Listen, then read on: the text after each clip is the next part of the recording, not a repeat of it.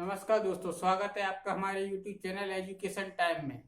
तो यहाँ पर हम इंडियन कॉन्स्टिट्यूशन पढ़ रहे थे। कल तक के लेक्चर में हमने 1935 के अधिनियम को पढ़ लिया था। आज हम बात करते हैं 1942 क्रिप्स प्रस्ताव के बारे में। देखिए, भारतीयों द्वारा अपनी स्वतंत्रता के लिए लड़ी जा रही लड़ाई तथा द्वितीय विश्व युद्ध में जापान की बढ़ती हुई शक्ति ने अंतर्राष्ट्रीय जगत का ध्यान भारत की ओर आकर्षित किया। ठीक है, मतलब भारतीय अपनी स्वतंत्रता के लिए लड़ाई कर रहे थे तथा उसी टाइम पे द्वितीय विश्व युद्ध चल रहा था जिसमें जापान की शक्ति बढ़ रही थी, जिस कारण अमेरिका और चीन का ध्यान भारत की ओर आकर्षित हुआ। तत्कालीन ब्रिटेन के प्रधानमंत्री कौन थे? Winston Churchill. तत्कालीन ब्रिटेन के प्रधानमंत्री विंस्टन चर्चिल ने युद्ध मंत्रिमंडल के सदस्य सर स्टैफोर्ड क्रिप्स को भारतीय नेताओं से वार्ता हेतु भेजा गया। ठीक है, भारतीय नेताओं से वार्ता हेतु कौन आए थे? Sir Stafford Cripps. इन्होंने यह प्रस्ताव रखा कि युद्ध के पश्चात हम भारत का अलग संविधान बना देंगे।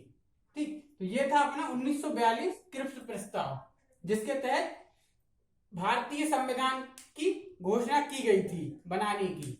ठीक है, अब हम बात करते हैं आगे। अब बात करते हैं 1946 कैबिनेट मिशन की। देखिए, कैबिनेट मिशन को भारत में संवैधानिक गतिरोध को हल करने के लिए भेजा गया था।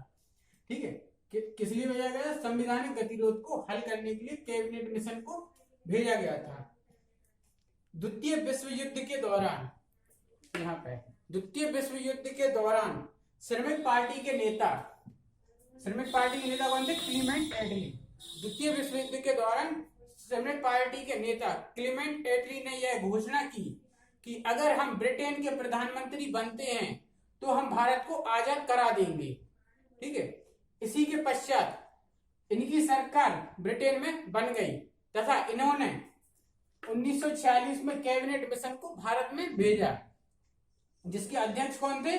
इसके अध्यक्ष पैथिक लॉरेंस थे। ठीक है, मतलब क्या हुआ था? संवैधानिक गतिरोध को हल करने के लिए कैबिनेट मिशन को भेजा गया।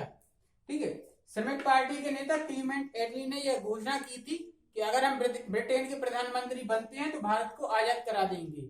इसी के पश्चात यह प्रधानमंत्री बन गए तथा इन्होंने 1946 में कैबिनेट मिशन को भारत में भेजा तथा इसके अध्यक्ष किसे बनाया? पैथिक लॉरेंस को।